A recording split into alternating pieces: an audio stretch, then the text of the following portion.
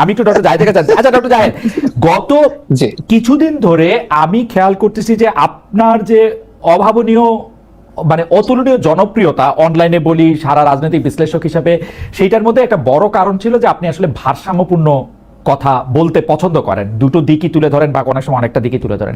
কিন্তু মাত্রই ডিসেম্বরে ইলেকশন নাকি বড় জোর সরকার প্রধানের কথা মতো জুনে ইলেকশন, এই মাত্রই এই কটুক জায়গা নিয়ে আপনি যেভাবে সরকারের দিকে বারবার আঙ্গুল তুলছেন, সরকারের মধ্যে ষড়যন্ত্র দেখছেন, এটা একটু একপেশে হচ্ছে কিনা? মানে সরকারকে আপনি বেশি যে দায়ী করছেন এটা একটু মানে মানে আপনি বুঝতে পারছেন এটা একটু টানেল ভিশনের কাজ হচ্ছে কিনা?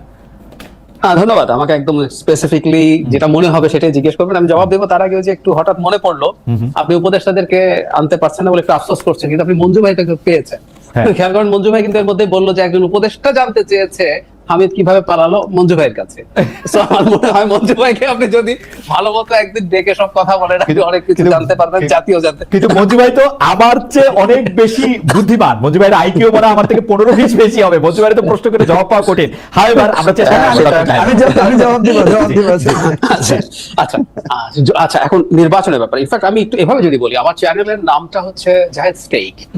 সো আই ডু অ্যানালাইজ, আমি সেটা তো করি, আমি আমার অপিনিয়নও জানাই, এবং অনেক ক্ষেত্রে আমি আমার অপিনিয়ন, ধরুন শেখ হাসিনার সময় আমি আমার অপিনিয়ন জানিয়েছি বহু ক্ষেত্রেই, এখনো অনেক ক্ষেত্রে আমি আমার অপিনিয়ন জানাই।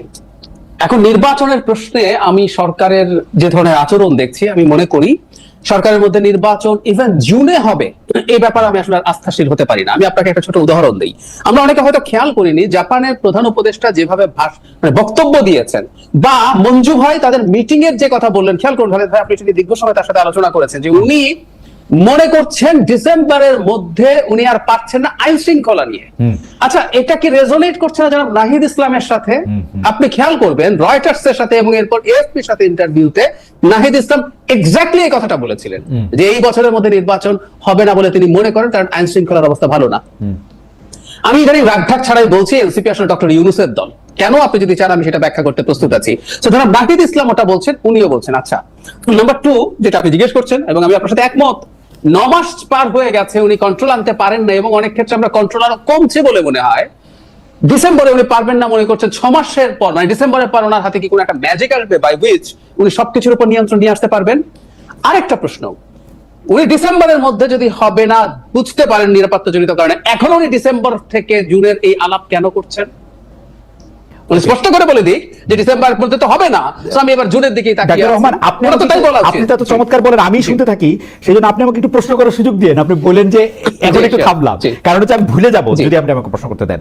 সেইটি হচ্ছে যে আপনি যেটি বলছেন যে উনি বলতেছেন, এটা আসলে খোলাখুলি মানে নাহিদ সাহেবের কথা আর উনার কথা একমত হয়ে যাওয়া মানেই যে ওনারা দুজন একদল করা, এইটা ঠিক অতি সরলীকরণ আমি মনে করি। 2 নাম্বার হচ্ছে যে আপনি যদি দেখেন যে ডিসেম্বরের মধ্যে সবকিছু, ডিসেম্বর পার হইলেই কি অন্য কিছু ঠিক হইতে থাকবে কিনা জুনে, এইটা তো উনার একটা প্লি সব দলের প্রতি, যে আপনারা এখন আমার উপর আস্থা আনেন, আপনারা আমার সাথে বসেন, বৈশা একটা ডেট ডুটের কথা আমরা একটা চিন্তা করব। কিন্তু আপনারা যখন আমাকে ডিসেম্বর থেকে জুনের মধ্যে ডিসেম্বরটাতেই চাপ দিতে থাকেন, তখন তার এটা কোথাও আগায় না।